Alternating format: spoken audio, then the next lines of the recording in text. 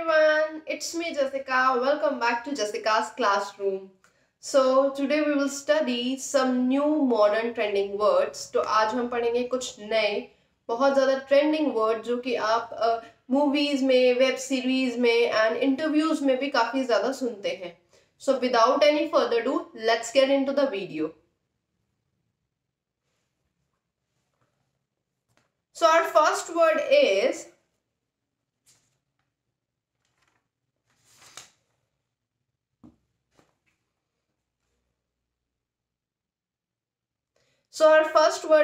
stuff.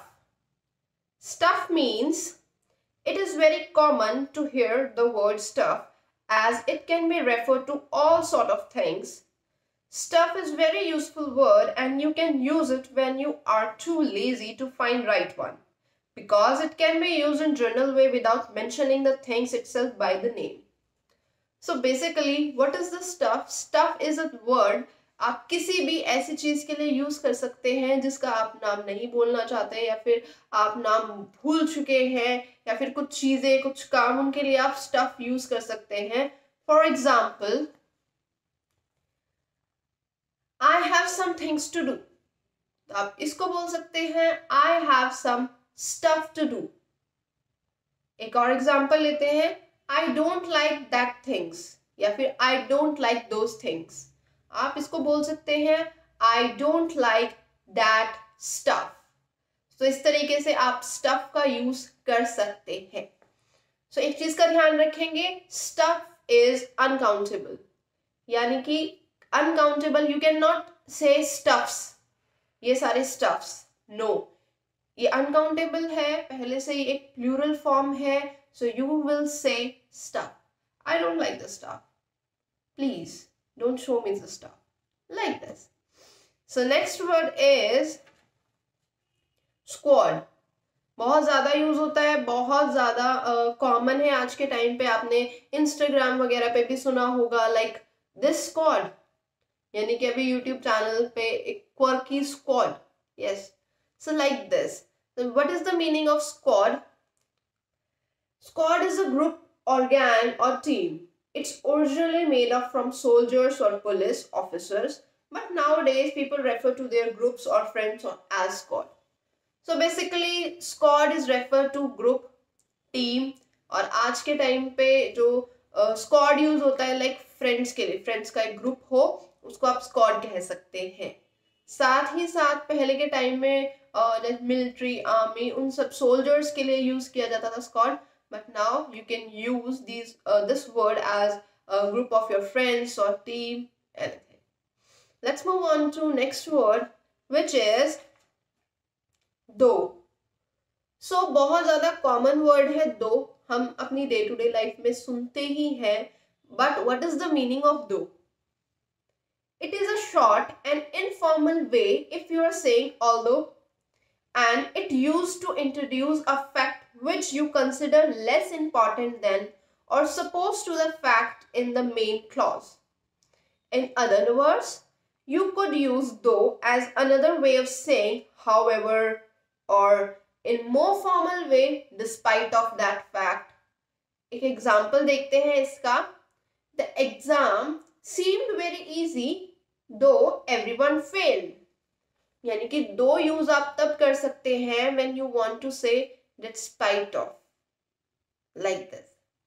चलिए, let's move on to our next word, which is hideous. Hideous. So what is the meaning of hideous? Hideous means extremely ugly or unattractive. So you can use hideous word for anything like कोई भी ugly चीज, कोई भी unattractive चीज जो कि आपको दिखने में अच्छी नहीं लग रही. So you can say it's hideous. You are looking hideous, like this. So let's move on to our next word, which is obsessed. Obsessed. So if you are an Instagram user or social media पे आप काफी ज़्यादा active हैं तो आप ये word सुन भी चुके होंगे एंड स्टोरीज में काफी सारे लोग ये वर्ड यूज कर सकते हैं like I am obsessed with this filter. मैं भी यूज करती हूँ बहुत बार. तो what is the meaning of obsessed? Obsessed means the word is often used simplified, mean very interesting. So the meaning of obsessed is very interesting. आपको कुछ भी चीज बहुत ज्यादा इंटरेस्टिंग लगती है, या फिर एक चीज होती है ना लाइक इंस्टाग्राम फिल्टर्स, तो एक फिल्टर कोई नया आया और वो आपको बहुत पसंद आ गया और आप क्या चाहते हो हर पिक्चर में उस फिल्टर में लूं, तो you are obsessed with that filter. कई लोग I am obsessed with myself, यानी मैं अपने अलावा किसी और के बारे में सोच ही नहीं सकती, तो मैं I am very interesting in my self या फिर वट एवर. वेरी इंटरेस्टिंग आप नॉर्मल वे ले सकते हैं, नॉर्मल मीनिंग ले सकते हैं ऑब्सेस्ड का, बट नॉर्मली आप किसी भी चीज के लिए ऑब्सेस्ड वर्ड यूज कर सकते हैं. चलिए let's move on to our next word which is oh my gosh. Oh my gosh.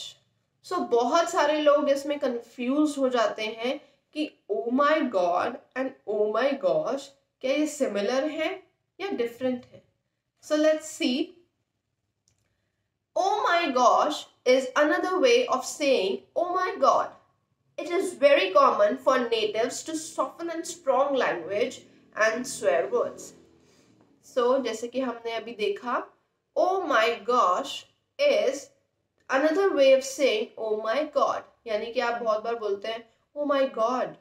So आप इसके alternative में use कर सकते हैं oh my gosh like this. Let's move on to our next word, which is iconic. Iconic. So what is the meaning of iconic? It's something, if something is iconic, it is a highly influential and celebrated in popular culture. Like iconic means something is very influential और काफी सारे लोग उससे influenced होते हैं, काफी ज़्यादा popular है वो यूथ में या फिर काफी सारे लोगों में. So you can say it's iconic like this. Okay, let's move on to our next word which is recall. Recall. So what is the meaning of recall? When you say that you recall something, you mean that you remember it. So recall means remember it. यानी कि जब आप बोले recall, तो you are saying that you are remembering it, आप उस चीज को याद कर रहे हैं. So you can use word recall also. Next word is something. Now आपको सुन के ऐसा लग रहा होगा समथिंग, समथिंग मतलब कुछ, बट बहुत सारी प्लेसेस पे जो समथिंग है वो एक दूसरे तरीके से भी यूज होता है जो कि नेटिव स्पीकर्स बोलते हैं, जैसे अभी मैं आपको बताती हूँ. This is a common way to refer to something that you're not completely sure about. For example, he is 30 something years old. Like, something आप उन चीजों के लिए लगा सकते हैं जिनके लिए आप unsure हैं, जिसको आप मतलब आपको पक्का नहीं पता उन चीजों के बारे में. For example, कि उसकी एज शायद 26 है. So you can say her age is 26 something like this. इसके लिए एक और चीज यूज होती है which is ish ish. So इसके लिए आप ऐसा बोल सकते हैं bluish color. तो bluish color means not exactly blue color, like something like blue. इस तरीके से तो हम बहुत बार ऐसे वर्ड्स में इश लगा देते हैं, लाइक पिंकिश कलर में कुछ दिखा दो भैया. सो पिंकिश मीन्स पिंक हो, सिर्फ ऐसा नहीं लाइट हो डार्क हो, सिर्फ पिंक थोड़ा सा उसमें आना चाहिए. So you can use ish in the last of the word to आप उनको बताने के लिए लाइक कि एग्जैक्टली वो नहीं बट उसके जैसा चल सकता है. So this is it. ये सारे वर्ड्स आप अपनी डेली लाइफ में यूज कीजिए. अगर आप प्रॉपर सेंटेंस नहीं बना पाते तो आप नॉर्मल भी, जैसे आप इंग्लिश बोलते हैं लाइक हिंदी प्लस इंग्लिश, तो अपनी हिंदी लैंग्वेज में भी जब आप ये सारे वर्ड्स यूज करेंगे तो इट लुक सो अपीलिंग, काफी अच्छा लगेगा देखने वाले को कि आप ये सारे वर्ड्स बोल रहे हैं. एंड ऐसा भी नहीं लगेगा that you are not a native speaker, आपको अच्छे से इंग्लिश नहीं आती, लाइक फ्लुएंटली इंग्लिश नहीं आती. तो you can give a start by using these words. So guys, this is it for the day. अगर आपको वीडियो पसंद आई हो तो प्लीज लाइक कीजिएगा, शेयर कीजिएगा, सब्सक्राइब कीजिएगा.